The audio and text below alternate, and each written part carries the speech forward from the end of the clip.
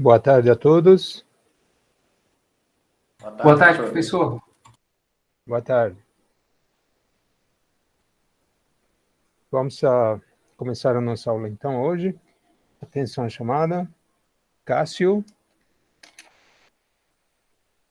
Edgar. Edgar, presente. Ok. Eric. Esther. Ezequiel. Presente. Ok. Guilherme. Presente, professor. Ok. Gustavo. Presente. Ok. Hudson. João Paulo. Hudson, isso aí respondeu, ok. Hudson. João Paulo. Presente, professor. Presente. Ok. Eu vou botar roupa pra ti.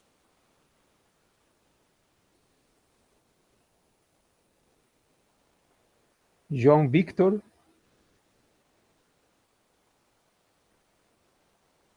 José Inácio. Presente. Professora, eu entrei agora. Esther. Tá. Vou colocar Esther, ok. Obrigada, viu? Né? Laura. Lucas Mateus. Presente, professor. Ok. Luiz Henrique.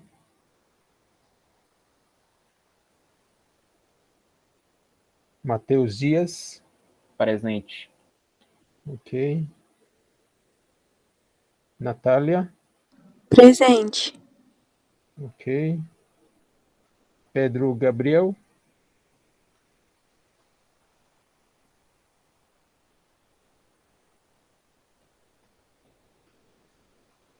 Pedro Victor Campos. Presente. Ok. Pedro Victor de Oliveira. Presente, professor. Ok. Keren.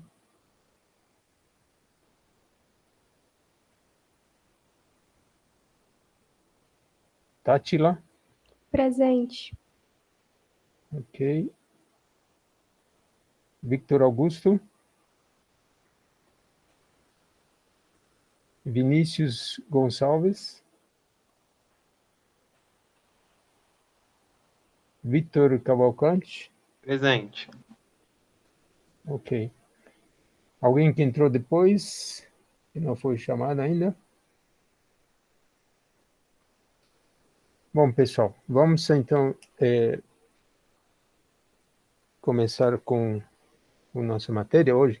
Nós estávamos vendo a parte da formulação do método dos deslocamentos, né? Então, vamos continuar a explicação desse método. Vou colocar aqui Professor, Oi. com licença, eu tenho uma dúvida em relação ao trabalho. A prova a gente fará no início do ano que vem, né? O Sim. trabalho a gente pode entregar no início do ano que vem também? Tipo dia primeira semana? Né? Podemos combinar também, se vocês, para ter mais tempo para fazer, né? Pode Sim. ser. Pode ser o dia da prova e seria o último prazo, ok? Pode ser?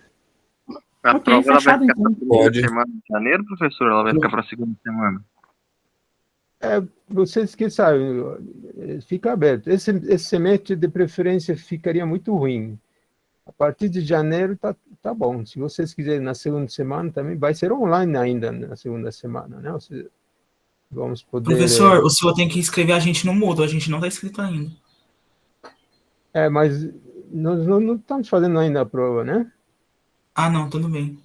Quer dizer, ou é amanhã já não, então, essa semana eu vou fazer ainda, porque tem que esperar ainda, as matrículas estão chegando e tal. Tá bom. Pode deixar que eu vou fazer, não tem como fazer sem isso aí não, tá? Ok. Não se preocupe não, já vou tomar providência. Porque essa semana foi muito corrida, tem muitas coisas fechando agora, né, do fim do semestre, tem aquele congresso ainda aí na UEG que tem que participar, aí tem me tomado bastante tempo também. Então, Mas eu já estava querendo fazer, só que eu, às vezes, não adianta fazer, porque aí tem aluno que é matriculado ainda, daí ele não entra, aí é um inconveniente, né? Então, eu sempre aguardo umas 2, 3 semanas, mais ou menos, até que já fique tudo estabelecido, aí eu faço o pedido. Ele é questão de minutos, né? Eu faço e logo eles já mandam aí, tá bom? Bom, Bem, então, quando que vocês querem fazer, aí vocês pensem aí, nós temos ainda uma aula, 2 aulas mais ainda, né? Para a gente poder assistir, poder falar sobre isso aí, ok? Normalmente os alunos pedem, né, entregar o trabalho até no máximo o dia da prova. Entregar depois da prova não tem mais como, porque aí não tem sentido. O objetivo do trabalho é você fazer antes da prova, né? Entregar antes. Que se é o mesmo dia, tudo bem, né? Mas depois aí não tem mais jeito. Porque às vezes tem um aluno que fala, depois perde o seu objetivo, aí não adianta mais, tá? Então, nós podemos definir isso aí depois, enquanto vocês ficam pensando, tá bom? Mas a prova, a princípio, seria só o ano que vem, porque vocês estão vendo aqui, nós não vamos ter matéria praticamente para fazer a prova, né? Vai ser pouca matéria e na professor, outra vai ficar muito extensa. Oi? é, creio que todo mundo aqui faz também estruturas metálicas. Aí a prova será as duas na mesma semana ou semana diferente? Normalmente são na mesma semana, né? Todas as provas, não tem como fazer em datas diferentes, porque você vê que se a gente seguir a risca aí o que colocaram aí, eles deram uma semana, 5, 6 dias para fazer a prova. Normalmente eles davam 2 semanas. Na primeira a gente fazia, na segunda entregava tal. Mas nessa vez aí eles colocaram todo aí numa semana só, né? Então aí já dá para ver que o tempo realmente fica curto para isso, né? Para fazer em uma semana. Mas por isso que seria bom fazer depois do recesso, né? Aí vocês vão ter tempo mais para se preparar tudo mais, certo? Podemos continuar então? Tem mais alguma dúvida?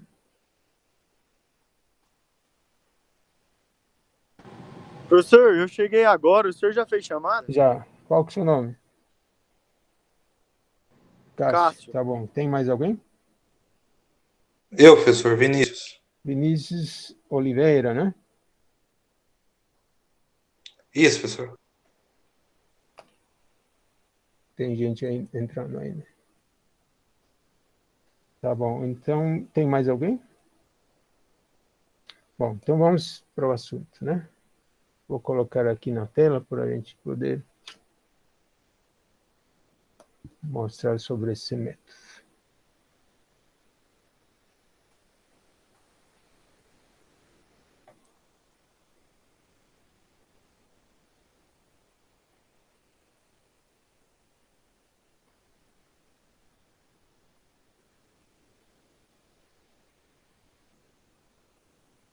Então, essa primeira parte nós já tínhamos visto, né? A gente determina o grau de hipergeometria da estrutura, adota o sistema principal, fazendo os travamentos, nos nós, aqui no caso foi os nós internos, e um deslocamento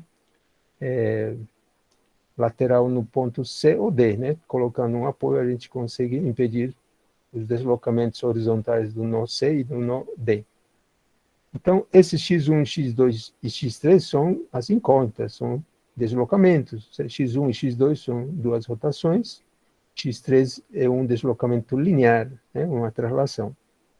Não devemos confundir isso aí. No método de esforços, eram momentos e forças. Aqui são deslocamentos. O método está dizendo método dos deslocamentos. As incógnitas são deslocamentos, ok? Então, parecido com o método de esforços, né, de teoria 1, a gente desmembra essa estrutura em, se foram as incógnitas D3, né, DR3, o grau de hipergeometria reduzido igual a 3, sempre vai dar DR mais 1 sistemas, onde o primeiro sistema vai ser o sistema principal com a carga externa, certo? Aqui está mais para o final aqui, carga externa com o sistema principal, depois o sistema principal com a rotação x1 igual a 1, depois o sistema principal com a rotação x2 igual a 1, depois aqui fora a gente vai multiplicando, né? Porque x1, x2 e x3 são incógnitas. Mas aqui dentro a gente pode aplicar um valor unitário e deixar tudo o que está aqui dentro multiplicado pelas incógnitas, né? Aqui x1, x2 e x3. E x3 é um deslocamento linear, observem que é diferente das rotações, né? Então, isso aqui não podemos confundir de jeito nenhum. Olhem aqui, rotação é uma coisa, translação é outra coisa. Os coeficientes de forma, né, que vão surgir aqui são também diferentes. E pior ainda quando é os fatores de carga, né, que são devido à carga. Então, aqui estão as elásticas, não tem nada em comum. Se forem rotações, tem alguma semelhança, porque a rotação provoca o mesmo efeito, só que agora estão em pontos diferentes, né? Esse primeiro está em C, o outro está em D. Tem semelhança, porque a rotação gera essas elásticas aqui.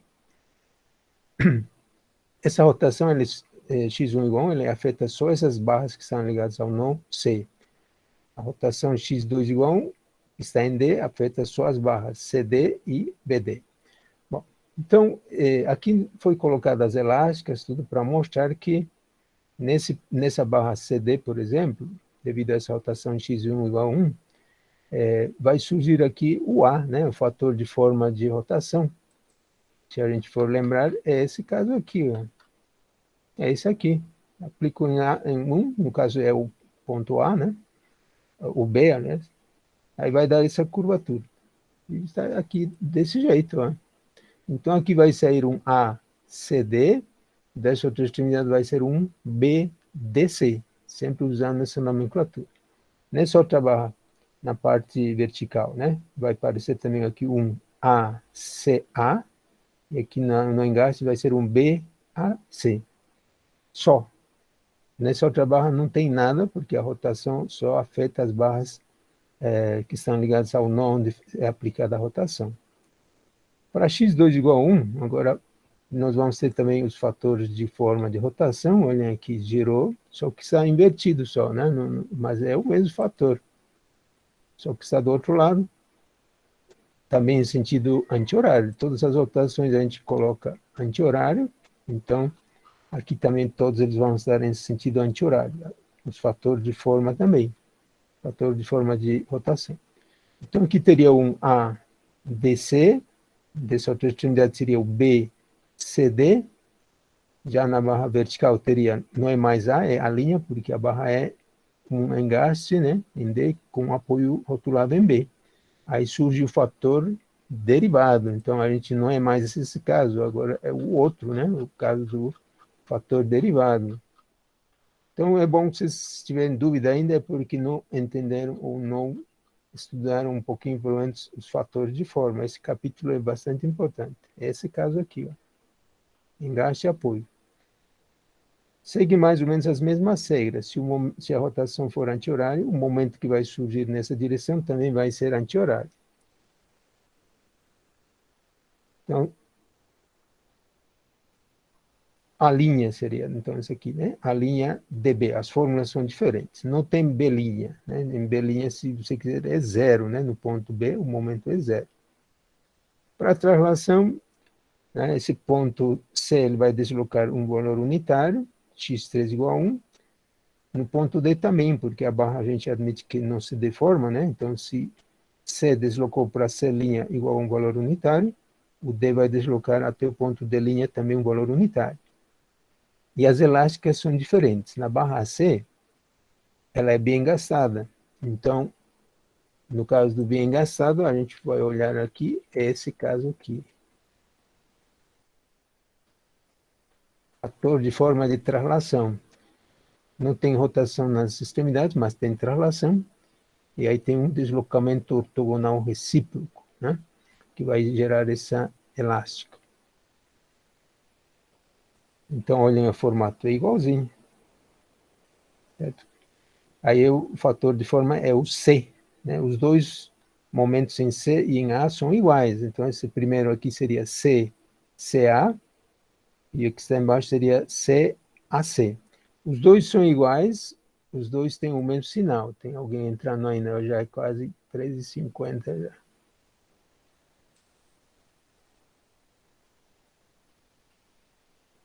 Quando tem translação, nessa direção aqui dos nós C e D, essa barra não vai sofrer deformação nenhuma. Reparem que ele só muda de local, né? Muda de posição, mas permanece reta sem nenhuma deformação. Só vão deformar as barras que estão perpendiculares ao deslocamento que for aplicado, né? Deslocamento x3 igual a 1 está nessa horizontal. As barras que estão perpendiculares a esse deslocamento sofrem deformação, portanto, vão surgir os esforços, né? Que são os fatores de forma de translação. Nessa outra barra DB, como tem um engaste e um apoio, vai ser o fator de forma de translação derivado. Então, essa elástica aqui é diferente dessa aqui, mas os dois são de translação. Esse aqui é derivado, então a fórmula que sai aqui é um momento C' dB, né? Que está em D, e a outra extremidade é B. Olhando, temos que ir a ver os fatores derivados. Essa é a primeira coisa que tem que reconhecer. A hora que você olha, não tem nenhuma dificuldade em fazer isso aí, não é só olhar. Se for esse aqui, é rotação. Agora eu vejo o caso de translação, é esse caso aqui. Vai ter uma curvatura desse tipo, certo? Ou às vezes ele pode ser para cima, né? Esse ponto pode estar aqui para cima, a curvatura seria o inverso desse aqui. E aí vai mudar só o sinal, o valor vai continuar sendo o mesmo. No nosso caso, é exatamente esse caso aqui, ó. Se você olhar desse lado aqui, posicionando nesse lado, esse aqui seria o nó 1, o nó 2 estaria abaixo, né? É como se o nó 2 tivesse deslocado para baixo. Nesse caso, ele é positivo. Aqui também podemos analisar quando é barra bem engaçada, de qualquer lado aqui serve. Se eu olhar desse lado aqui, deixa eu colocar uma indicação aqui. Deixa eu olhar desse lado.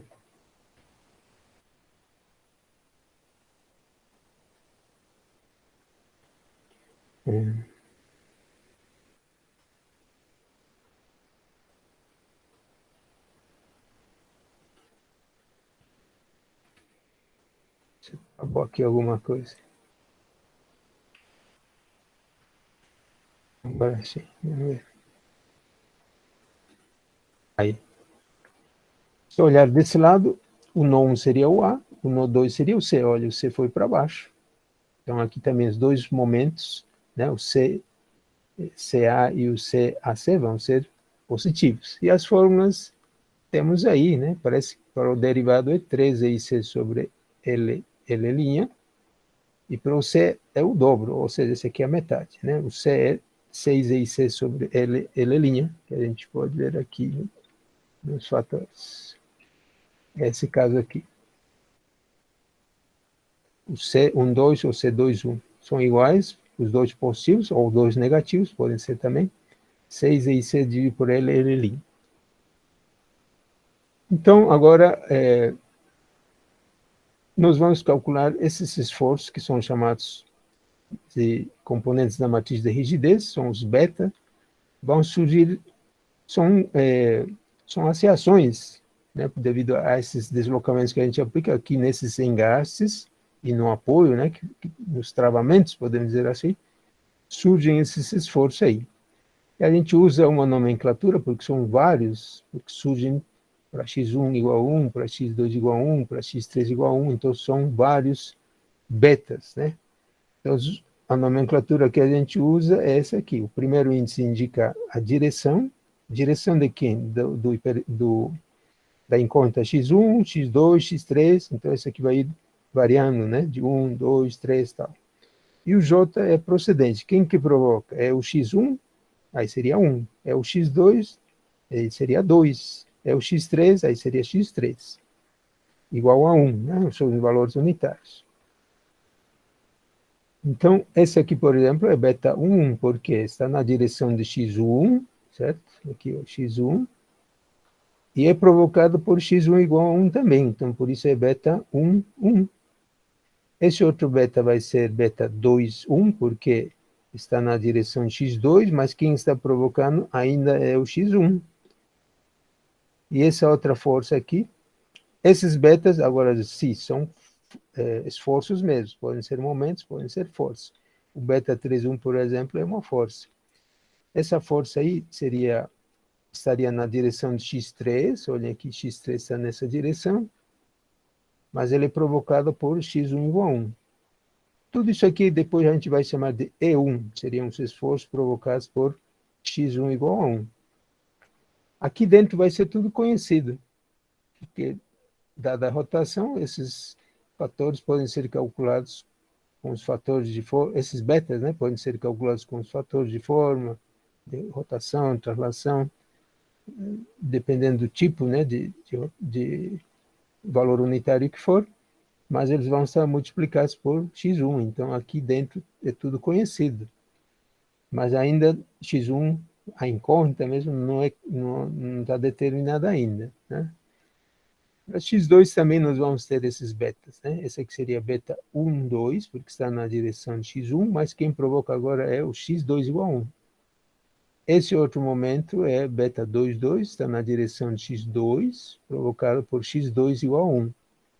E esse aqui seria o beta 3, 2, está na direção de x3, provocado por x2 igual a 1. Então, essa é a forma de interpretar esses betas aí, ok? Beta 1, 3 seria esforço na direção de x1, provocado por x3 igual a 1. Esse outro seria beta 2, 3, esforço na direção x2, provocado por x3 igual a 1. E o último seria beta 3, 3, seria esforço na direção de x3, provocado por x3 igual a 1. No caso dos carregamentos de carga externa, nós vamos também ter os betas, só que quem provoca aqui não são mais as incógnitas, é a própria carga externa que vai estar atuando. Esse aqui seria então beta 1, 0, o 0, como já vimos em teoria 1, tal, a gente usa para designar a carga externa, né? Esse aqui seria beta 1, 0, esforço na direção de x1 provocado pela carga externa. Beta 2, 0 seria esforço na direção de x2 provocado pela carga externa. Beta 3, 0, esforço na direção de x3 provocado pela carga externa. E como que a gente calcula esses betas? Somando os efeitos, né? Esse beta 1, 0, por exemplo, vai pegar os fatores de carga da barra CD, nesse ponto C, e o fator de carga da barra CA, que está no ponto C. Todos os que estão no C das duas barras, se tiver mais barras, de todas as barras que estiverem ligadas sem C, vão ser somadas, e com ele vão ter o beta 1, 0. Os outros betas da mesma forma. Esse beta 1, por exemplo, seria ACD mais ACA, a soma. Então, para visualizar melhor aqui, foi separado aqui as barras, né? Então, aí a gente vê nessa barra CD, do primeiro caso, né? Para rotação x igual a 1. Então, aqui surge ACD, do outro lado BCD, aqui ACA, BAC, e nessa outra barra não tem nada. Vão surgir também aqui reações, né? Porque já que tem esforços, vão surgir reações que a gente chama as verticais de V e as horizontais de H, seguindo os mesmos índices, né? Porque são várias reações. Então, esse aqui seria o VCD 1, porque 1 é do X1, vai ter do X2, pode ter do X3, todos eles vão provocar reações nas outras barras. Esse aqui seria o VDC do X1. Aqui, HAC do 1, HCA do 1. Aqui não tem nada. Então, quanto vale beta 1? É só somar esses dois momentos, ó. ACD mais ACA. Beta 2, 1, esforço na direção x2 devido a x1. Tudo isso aqui sai da rotação em x igual a 1. Então, seria só o BDC. Aqui não tem, na outra barra não tem nada. Então, beta 2, 1 seria BDC. E o beta 3, 1? O beta 3, 1 está nessa direção aqui, né? Deixa a gente ver. Esse é o beta 3, 1. Então, eu tenho que pegar as forças que estão atuando nessa direção. Quais são essas forças? É o único que tem um HCA, 1. Não tem mais nenhum outro nessa direção. Não pode ser embaixo, isso aqui já está em outra, é paralela, mas está em outra direção, né? Tá, uma outra direção paralela, não tem que ser na direção x3. X3 está no ponto D, não está no ponto B. Então, isso seria HCA1, o beta 3,1. Podemos fazer agora para x2, aqui separando. Com isso aqui não tem como errar. Isso aqui é extremamente detalhado, né? Mais do que isso aí não tem mais como detalhar, né? Seria volver a dizer o que é o A, o que é o B, que já foi dado nesse capítulo dos fatores de forma de segunda espécie e de carga também. Então aqui estaria o ADC, BCD, e aqui é o A'DB, né? Porque o fator derivado. Então, primeiro aqui estaria o beta 2, aliás, beta 1, 2 seria, né? Beta 1, 2. Quem que vai ser? Só esse momento, BCD, que na barra AC não tem momento nenhum, não tem efeito nenhum da rotação x2 igual a 1. Beta 2, 2 estaria em D, né? Somaria ADC mais a linha DB, da barra CD e da barra DB.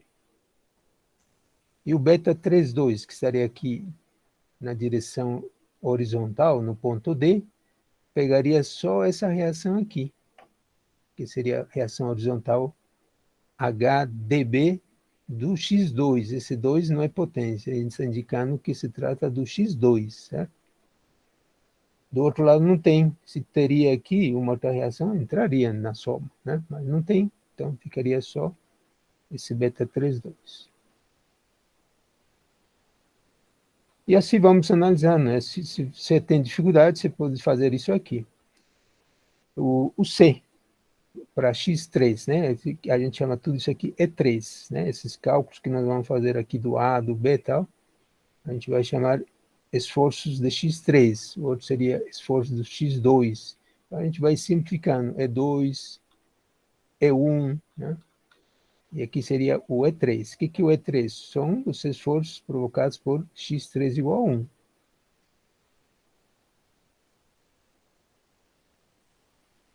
Aí vimos que essa translação ele vai provocar o surgimento dos fatores de forma de translação. Esse aqui é o CCA e CAC. Eles são positivos, eles são em anti-horário, né? Porque olhem aqui, olhando desse lado, o nó 1 é A, o nó C seria o 2, foi para baixo o nó C. Então, nesse caso, nós deduzimos, certo? Quando for esse é o caso aqui, os momentos que surgem nas extremidades são em sentido anti-horário. Isso aqui não é invenção, isso aqui foi provado aqui matematicamente, né? Não tem... por que alguém pode dizer? Porque foi feito os cálculos, deram nesse sentido. Aqui o anti-horário, o outro também é anti-horário. Certo? Quando o deslocamento do nó 2 for para baixo, ou o nó 1 para cima, que é a mesma coisa. Caso contrário, eles vão mudar o sentido, né? Como só tem dois sentidos, não tem como se perder aí entre esses dois. Da barra BD vai ser o fator derivado também, seria o C'DB. Os derivados têm tanto para rotação quanto para translação, né? E os dois são diferentes. No caso da rotação seria a linha, aqui como é translação é C'DB. A barra CD, observam que não tem nada, então se alguém coloca aqui um momento, não está visualizando isso aqui, né? Não tem nenhum esforço, a barra só desloca na mesma posição, né? Ou seja, reta, não vai ter esforço nenhum. Então, esse aqui seria o beta 1,3, né? Seria esforço na direção de x1 provocado por x3 igual a 1. Quem que vai entrar? Só esse aqui, CCA. Aqui, o beta 1,3 é o CCA. O beta 2,3, só o C'DB, só ele, C'DB. O beta 3,3, agora vejam que na direção x3 tem essa reação e tem essa outra aqui. Então aí tem que somar as duas. E as duas estão no mesmo sentido, né? Se fossem sentido contrário, uma seria menos a outra. Por que eles são positivos? Porque estão na direção do x3. Esses sentidos aqui, pessoal, são os que mandam em relação aos sentidos, né? X1 anti-horário é possível, X2 anti-horário é possível, daqui a pouquinho nós vamos convencionar isso aí já definitivamente. Para o X3, ou seja, para as translações, não tem convenção, mas aqui a gente coloca aí, a partir daqui, a gente admite que esse sentido vai ser o positivo, certo? Para a direita. Então, essas reações aí, para o X3, esse aqui está para a direita, esse aqui também para a direita, então eu vou somar as duas. HCA3 mais HDV3. E esse seria o beta 33. Para os outros betas, que é provocado pela carga, né? Aqui em C vou ter o beta 1,0, em D vou ter o beta 2,0, e na horizontal em D vou ter o beta 3,0. Acho que tem alguém entrando, já é 3 horas, tem alguém entrando nessa hora aqui, ó.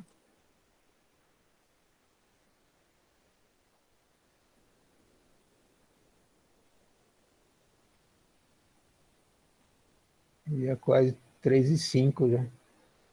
Então, o beta 1,0. Duas, professor, duas. Hã? 2 horas. 2 horas, 2h06.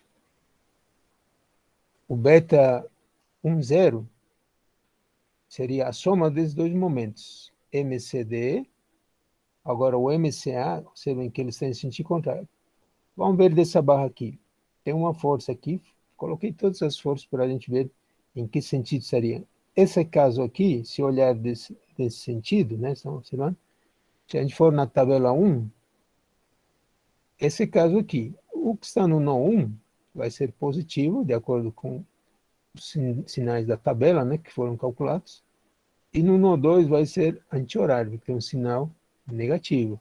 Aliás, ao contrário, o M1 é anti-horário, positivo, e o M2 seria horário, né? Por isso que ele é negativo, com o sinal ele indica isso aí.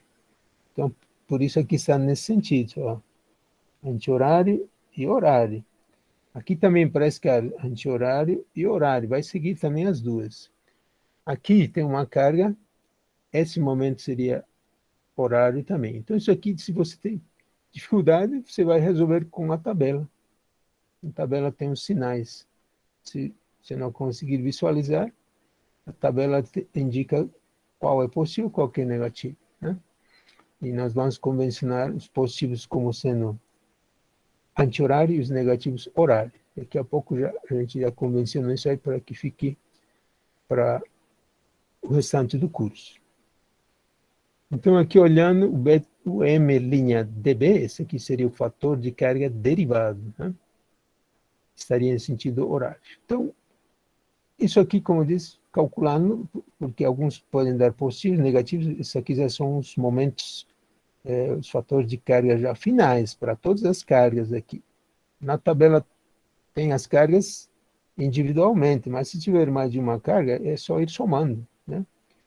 Do momento 1, se tinha carga concentrada e distribuída, por exemplo, eu somo esse M1 com esse outro M1 da carga distribuída. E no nó 2, somo esse valor com esse outro aqui. E assim por diante, certo?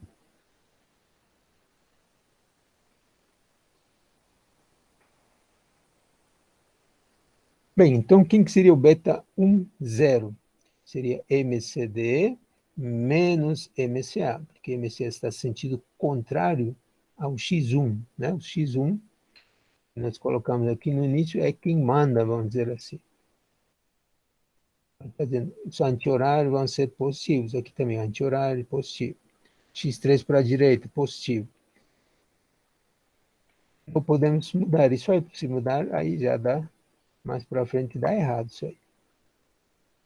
Bom, beta 2,0, que está no nó D, ele é anti-horário, então os dois vão ser negativos. Está vendo aqui? MDC, horário, M''DV também está horário, então os dois vão ser negativos, ou vão ter o sinal negativo. Beta 3,0, olhem aqui, ele está em sentido contrário ao X3. O X3 está para a direita, certo? Aqui, se a gente ver, passei aqui. Aqui está para a direita. Então,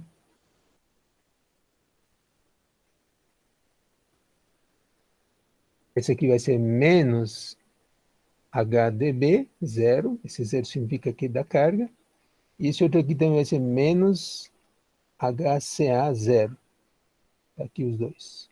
Com isso aí temos todos os betas calculados. Todos aqui, os fatores de carga, todos eles são conhecidos aqui. Só depende da carga, né? Vai ser dado a carga, então todos os fatores de carga vão ser conhecidos. Então, beta 1, 0, beta 2, 0, beta 3, 0 vão ter um valor, não tem em conta. Esses outros que são multiplicados por x1, x2, 3, né, vão formar o que a gente chama da matriz de rigidez. O que tem que acontecer na estrutura? Os nós têm que ficar em equilíbrio. E para que ocorra isso aí, os nós que são travados, né, os efeitos desses nós, no final, a soma tem que ser igual a zero para eles estarem em equilíbrio. O que significa isso aí? Se eu somar aqui beta 11 vezes x1 mais beta 12 vezes x2 mais beta 13 vezes x3 mais beta 10, tudo isso aí tem que dar igual a zero. Depois somos outros no outro nó. Beta 21 vezes x1, beta 22 vezes x2, beta 23 vezes x3, beta 20 mais beta 20 igual a zero. Terceira equação agora seria beta 31 vezes x1, beta 32 vezes x2, beta 33 vezes x3, mais beta 30 igual a zero. Aí nós vamos ter, então, três equações, né? Porque somam em C, em D, e na direção do x3, nós vamos ter três equações com três incógnitas, que são x1, x2 e 3. E aí nós vamos chegar a um sistema estático de equações de compatibilidade, que tem compatibilidade estática. Depois vou explicar isso aqui. Essa equação aqui. As três equações estão aqui, né? Aplicando a superposição de efeitos, você tem esse sistema de equações de compatibilidade estática. Isso aqui tem que ser verificado. Isso aqui, arrumando um pouco, ele vai dar uma matriz, né? Formada pelos betas, um vetor x formado pelas incógnitas.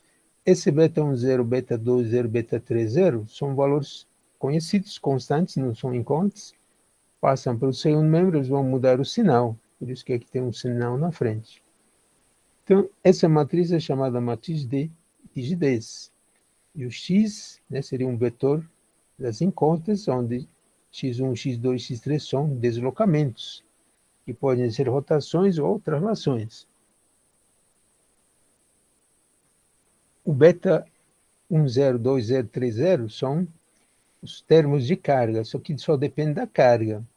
Mais para frente, poderá não ser carga externa, poderá ser temperatura, poderá ser recálculo nos apoios, ele vai mudar só esse vetor aqui. A matriz de rigidez vai continuar a mesma se a gente não mudar o sistema principal, claro. Isso vai manter essa parte.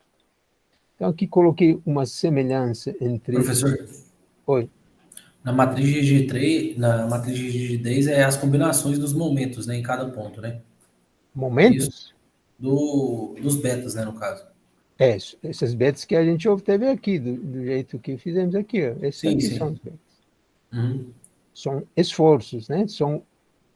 Eu falo esforço porque é um termo mais geral. Podem ser momentos, podem ter força. O beta 3, por exemplo, é uma força. Entendi, não, compreendi. Tá? Ok. Então, aqui está a semelhança entre os dois métodos, para vocês não confundirem, né? Ou achar que um é outro, sei lá. Métodos deslocamentos. Temos uma matriz beta, que é a matriz de rigidez, cujos elementos dessa matriz são esforços. O vetor x é o vetor das incógnitas, onde as incógnitas são deslocamentos, podem ser rotações ou translações. E esse beta zero é o vetor dos termos de carga, apenas depende da ação, né? Se for carga externa, temperatura, recalque, vai estar aqui. Esse é o método de deslocamentos que estamos estudando. No método de esforço, chegamos a um sistema semelhante, né? Onde tínhamos uma matriz delta, que era chamada matriz, que é chamada matriz de flexibilidade, onde os elementos são deslocamentos, multiplicado por um vetor x, onde esse x são esforços, né? Podem ser forças e ou momentos. Esse último termo também depende apenas da carga, não? São do tipo deslocamentos, dependem apenas da carga, mas são do tipo deslocamentos. Então, essa aí é a diferença entre os dois métodos, né? Agora, aqui, o que tem que acontecer nessa matriz? É uma matriz simétrica, essa matriz de rigidez. Isso significa que o beta 1,2 é igual ao beta 2,1, beta 1,3 igual ao beta 3,1, beta 2,3 igual ao beta 3,2. E, se for maior, sempre esses índices que forem trocados são iguais.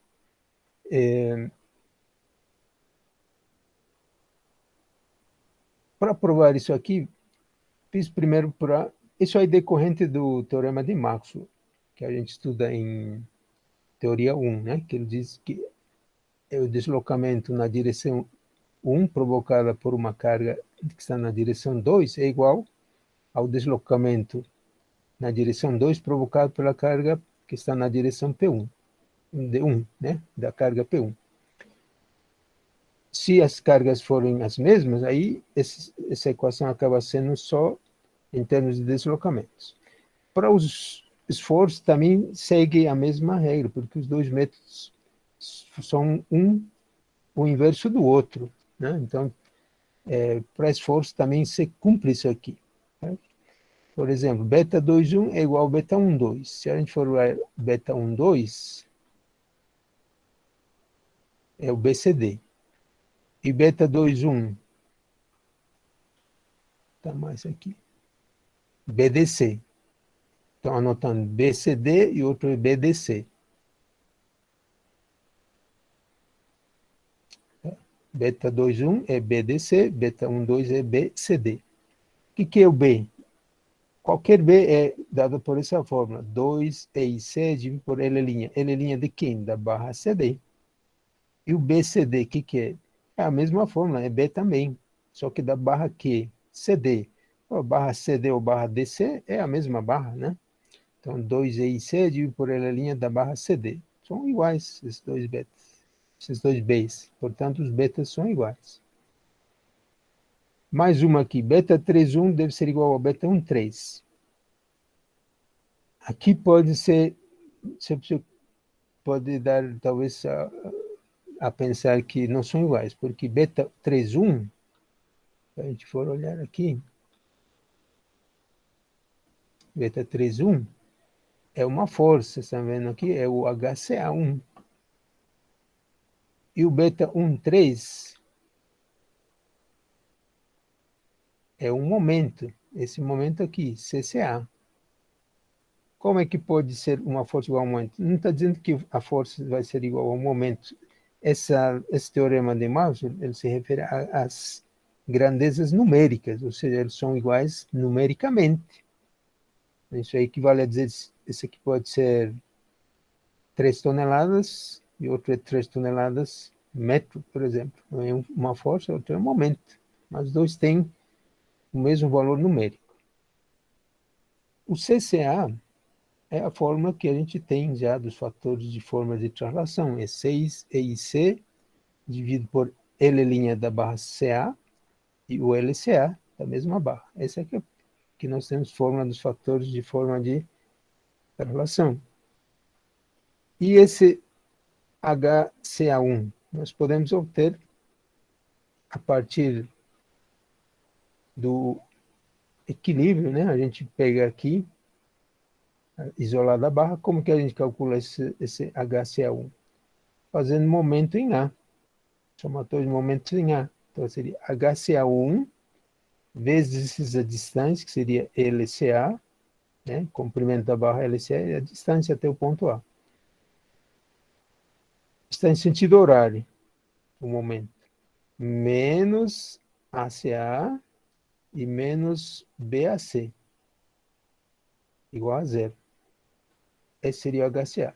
Observem daqui, vai passar o A e o B, com sinais negativos que passam para o segundo membro, vai andar negativo. Ou positivos, o A e o B. E o LCA passa dividindo. Certo? Esse comprimento passa dividindo, então vou ter A mais B dividido por o comprimento. A mais B sobre o comprimento. Agora vamos ver aqui. Aqui está a fórmula. Passou por o segundo. ACA mais BAC dividido pelo comprimento. Esse é o HCA1. Mas o que é o A? É 4EC dividido por L', fórmula do A, né? Da barra ACA. E BAC é 2EC, fórmula também, do fator de forma de rotação, dividido por L' da mesma barra, né? Os dois têm a mesma barra. Aqui posso somar os dois, 4 mais 2 dá 6. O resto é constante. 6EC dividido por L'ACA dividido por LCA. Olhando aqui com CCA, é o mesmo. Olha aqui, esse aqui é igual a esse aqui. Igual. Só que o HCA1 é uma força, e o CCA é um momento. Então, isso aí, quando a gente viu a teoria 1, também aconteceu isso aqui. Às vezes, o delta 1,2 era um deslocamento linear, e o delta 2,1 era uma rotação. Os dois tinham o mesmo valor numérico. Um, por exemplo, era 5 milímetros, vamos dizer, o outro era 5 radianos, certo? O mesmo valor numérico. Então, essa é uma regra que acontece também, uma propriedade dessa matriz, né? Que vai ser sempre simétrica. Se você calcular e ver que são valores diferentes, por exemplo, beta 3,1 diferente de beta 1,3, é porque está errado alguma coisa, certo? Não pode acontecer isso aí, sempre devem ser iguais. Bom, uma vez chegado esse sistema de equações, o problema está praticamente resolvido, porque é só resolver esse sistema, nós vamos ter x1, x2, x3, e a partir daí a gente obtém os esforços nos nós da estrutura. São chamados esforços nodais. Em que nós? Em todos os nós a gente pode aplicar, porque temos já os esforços dos momentos em todos os nós. Aqui tem nesses nós, não exatamente os nós, um pouco antes, um pouco depois, né? Esse MCD, por exemplo, é o momento da barra CD no ponto, no nó C. E que o MDC é o momento da barra CD no nó D, certo? Está atuando aí. Então, esses momentos nos nós podemos calcular. Esse MCD está na barra CD, esse outro já está na barra CA. Mas os dois estão atuando em torno do nó C, certo? Então, vou calcular vamos dizer assim, à esquerda de C um pouquinho e um pouquinho abaixo de C. Aí vou ter dois momentos, né? E esses momentos, no final, deverão ser iguais, tem que ser iguais. Então, resolvendo o sistema de equações, né? x1, x2, x3 vão ser valores com os quais nós vamos aplicar a superposição de efeitos para poder calcular os esforços nos nós. Como que a gente faz a superposição? Igual que em teoria 1. Essa aqui é a equação, ó. Aquela que a gente tem a somatória, né? Aqui, acho que coloquei. Essa é a fórmula aqui, ó. Igual que a gente usava em teoria 1. Vai ser o E0 mais a somatória do Z1 vezes X1. Acho que tem mais gente entrando aqui ainda. Tem mesmo. Essa hora já. 14h25.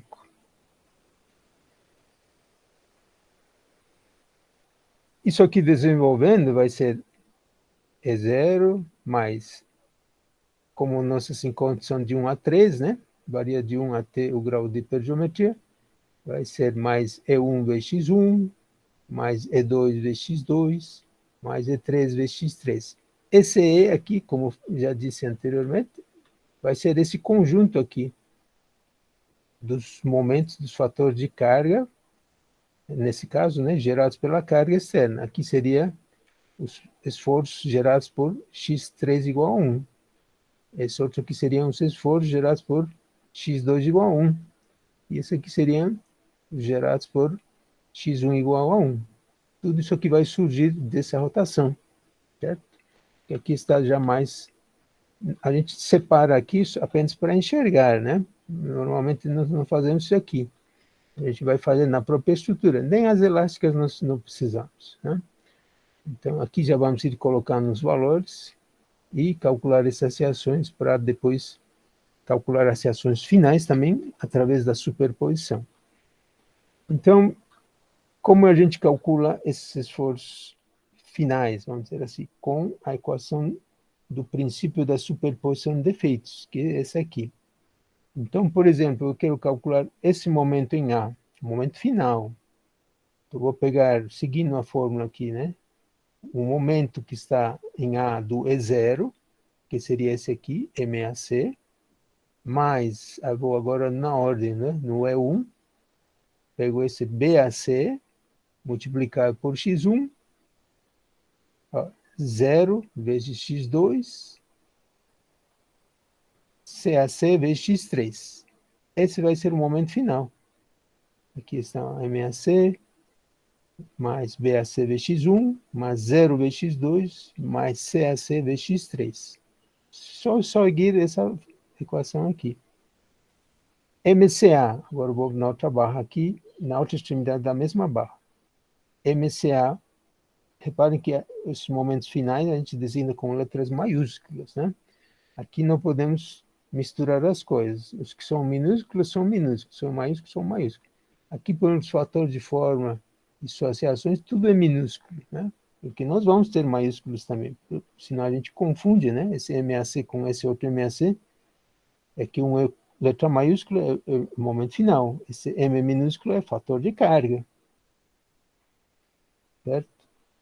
Ou então, você achar que o A igual ao B, o B igual ao M, aí é uma salada. Temos que respeitar essa nomenclatura, senão isso aqui dá uma confusão, né? Você não vai saber quem é quem. Então, cada um tem o seu próprio nome, né? E pertence a cada barra através desses índices que a gente faz isso aí. Bom, MCA, então, o que seria? Seria esse MCA, fator de carga, aí vou no E1 agora, mais ACA, vezes x1, tudo isso aqui está multiplicado por x1, né?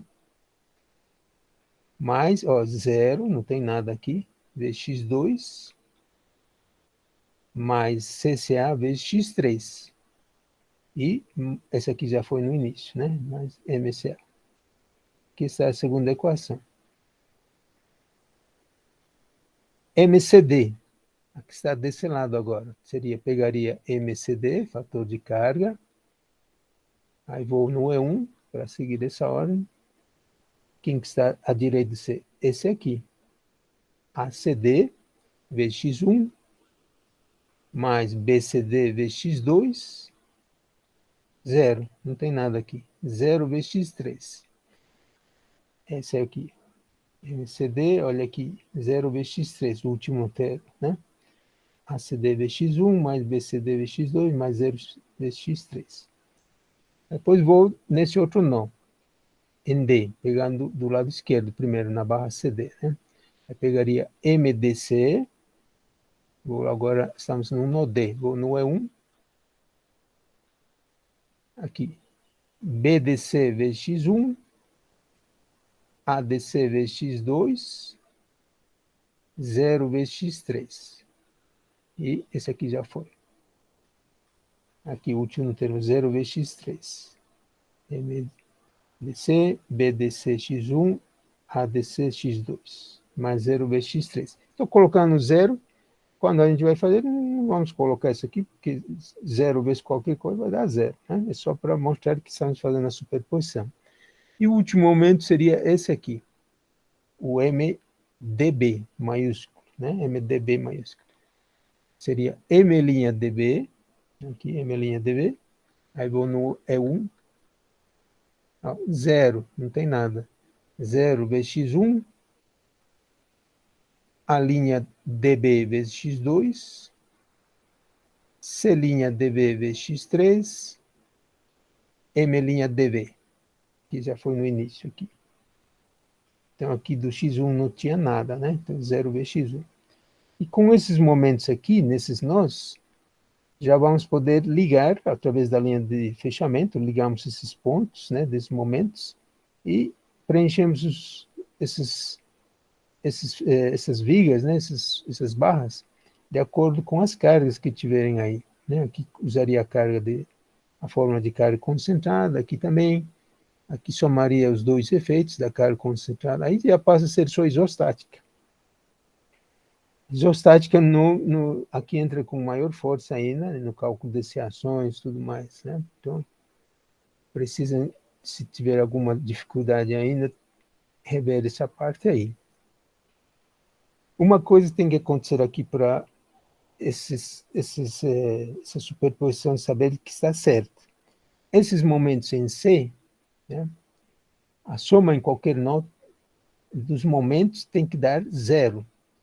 Então, esse MCA maiúsculo e o MCD somados tem que dar 0. Certo? Essa é uma condição de equilíbrio. Posso colocar até aqui. MCA mais MCD maiúsculo deverá ser igual a 0. Isso aqui não é apenas para duas barras. Se um nó estiver ligado por 3, 4, 5 barras, vamos dizer, a soma de todos esses momentos aí ligados a esse nó tem que dar 0. Agora, quando são duas barras, para dar 0, o que tem que acontecer? Não tem outra forma. Um deles tem que ser positivo, outro tem que ser negativo, né? Para dar 0.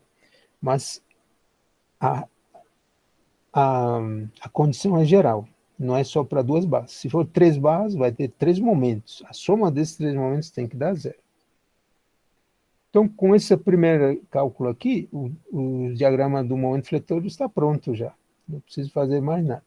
Em D também tem que dar 0. Viu? Então, MCD mais MDB tem que dar 0 também. Momentos finais. Podemos até colocar aqui também.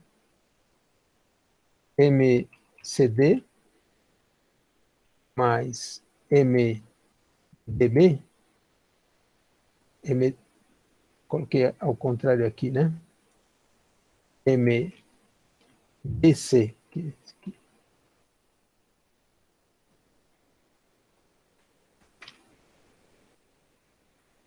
somado com MDB.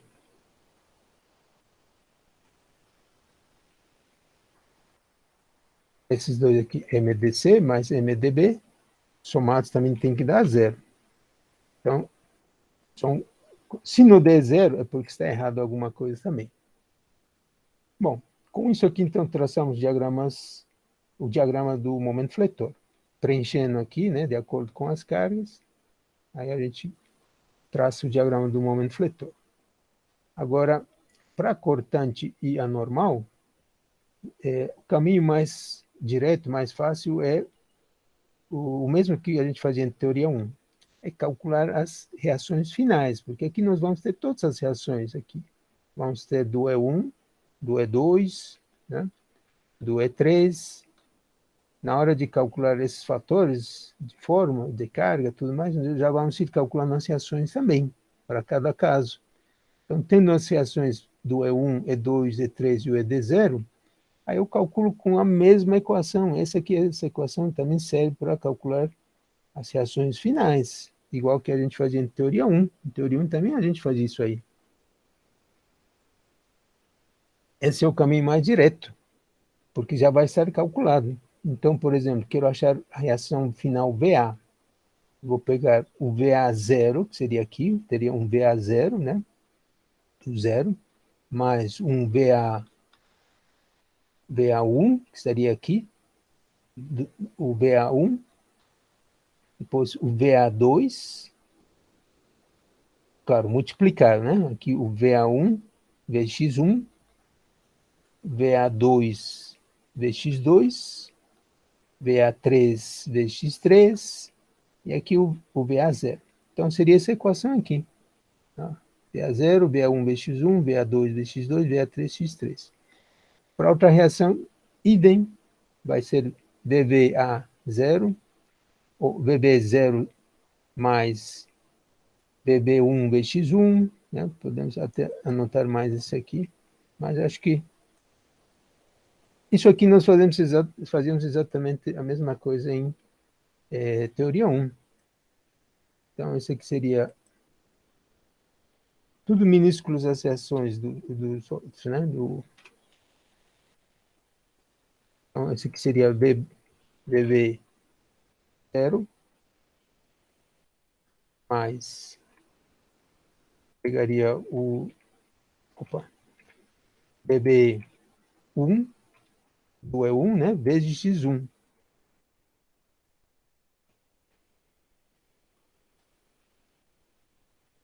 Mais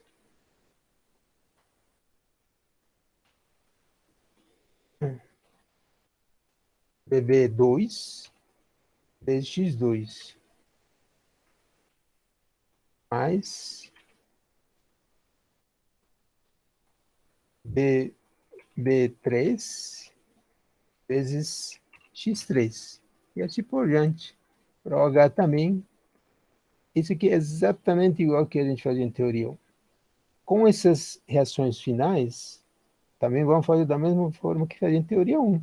Aí a gente calcula a cortante final e a normal, da força normal final também.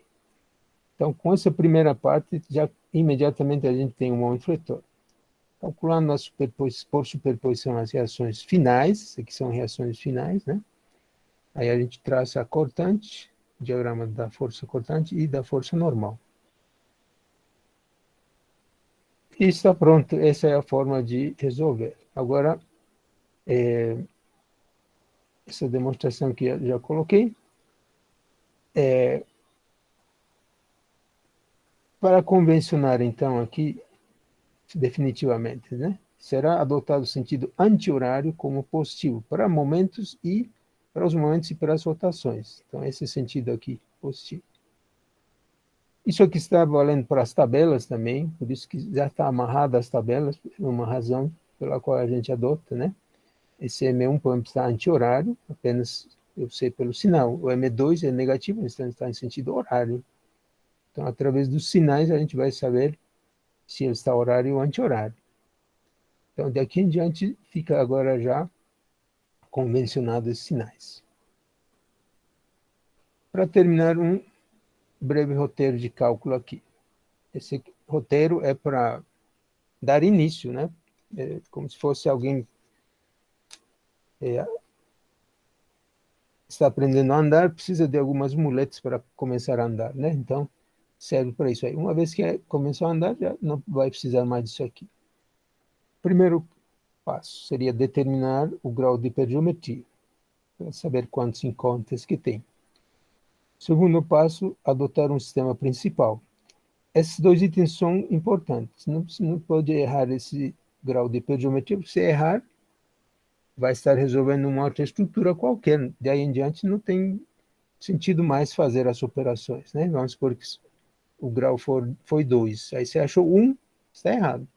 Achou 3, está errado. Só serve aquele grau. Senão você vai estar resolvendo uma outra estrutura que não vai ter sentido. Se acertou o grau de hipergeometria, agora com esse grau você adota o sistema principal. Esse sistema principal também é importante. Se você trabalhar errado, não adianta nada. Então o pessoal, às vezes, ele achou a deslocabilidade externa igual a 1, né? Como aqui a gente colocou. Aqui, né? Deslocabilidade externa 1. Aí ele vem aqui, ele coloca nessa posição aqui. Isso aqui às vezes, não sei como consegue, mas eles colocam aqui assim. Vou ver aqui. Ele vem aqui, ele coloca aqui o apoio fictício. Vou apagar isso aqui, estou só fazendo para mostrar, né? Opa. Aí ele coloca aqui o travamento, nessa direção. Aí coloca o X3 aí para cima, para baixo e tal. No travão, né? Continua livre nessa direção. Então, não conseguiu visualizar os deslocamentos dos nós, não travou corretamente. Então, aí, claro, está errado, mesmo que acertou o grau, mas travou errado, né? O sistema principal está errado, então não vai dar nenhum resultado disso aí. Vai dar qualquer coisa, menos o cálculo, né? Bom, depois disso aí, acertou direito o sistema principal, é só calcular os esforços devido aos deslocamentos unitários. É isso aqui que nós vamos fazer, né? Esse aqui. Só que junto, não precisamos separar, porque não há necessidade de separar. Aí vamos ir colocando o M, o A. Se fosse essa aqui a estrutura, nós vamos ter 4 sistemas, né? Tem o E1, o E2, o E3 e o E0.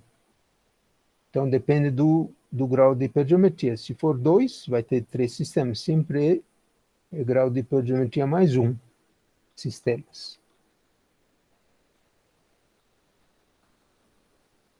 Então, está aqui, E1, E2, E3 e tal.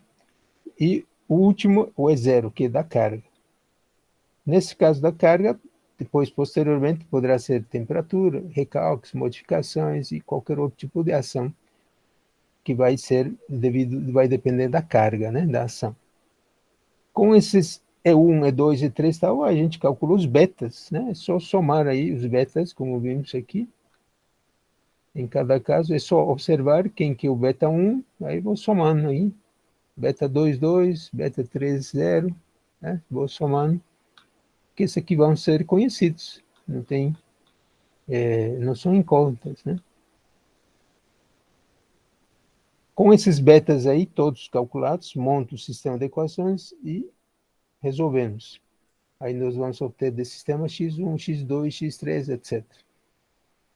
E com esses valores incógnitos, né, x1, x2, x3, que são os deslocamentos, aplicamos outra vez a superposição para calcular primeiro os diagramas do momento, né, com essa formulinha, e calculamos as reações de apoio finais para traçar os diagramas da normal e da cortante. E com isso aí, a gente estaria terminando o método, né? Fazendo o cálculo final. Esse é o método de deslocamentos, agora é só aplicar. Isso aqui é geral, serve para qualquer caso. Daqui em diante, nós vamos agora só fazer exercícios até mudar um outro tipo de ação, né? Temperatura, recálculos, cada um deles tem as suas características próprias. Vocês têm alguma pergunta?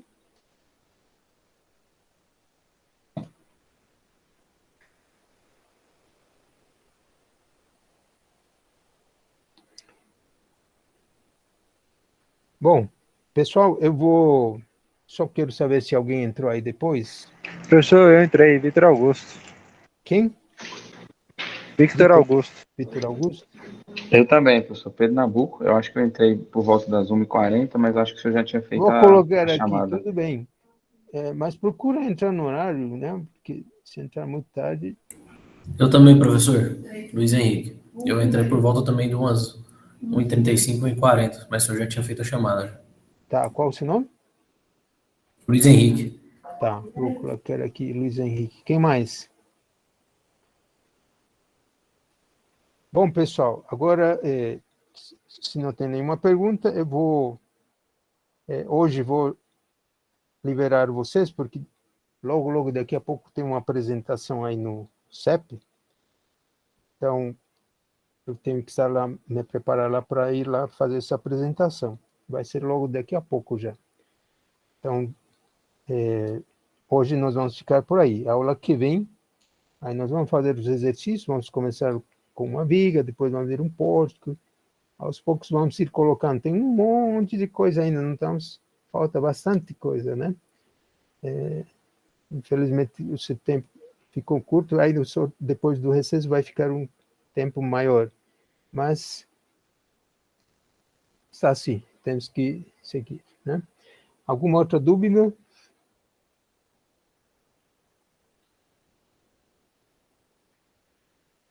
Eu acho que tá tranquilo, professor. Ok. Mas é fazer o exemplo na aula que vem, né?